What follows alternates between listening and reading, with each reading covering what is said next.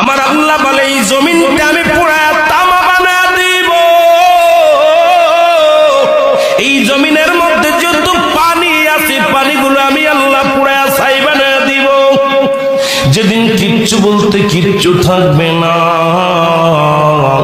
সেদিন থাকবে শুধু আমার আল্লাহ। আজকে কার জন্য সুদ খাও, কার জন্য ঘুষ খাও, কার জন্য ব্যভিচার করো, কার জন্য অন্যায় করো রে মন, কার জন্য তোমরা এত বাদই করো। আরে আজকে একটা কথা বলতে গেলে কষ্ট হয়। এই জমিনটা আল্লাহ পুরায়া তামা বানায়া দিবে।